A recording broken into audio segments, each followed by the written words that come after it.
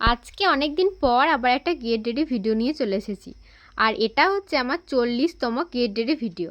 আগে যে 39টা get ready video আমি তোমাদের সঙ্গে শেয়ার করেছি, প্রত্যেকটাতেই তোমরা অনেক ভালোবাসা দিয়েছো, তার জন্য তোমাদের অনেক অনেক থ্যাংক ইউ। এই গেট রেডি ভিডিওগুলো পার্সোনালি আমারও কিন্তু এডিট করতে আর শ্যুট করতে দুটোই কিন্তু খুব ভালো লাগে, আর তার সঙ্গে তোমাদের ভালোবাসাও পাই। দাঁড়াও একটা কথা তো বলতে ভুলেই গেছি। আজকের যে গেট রেডি ভিডিওটা দেখছো, এটা ঠিক 1 বছর আগেকার। হ্যাঁ, ঠিকই শুনছো তোমরা।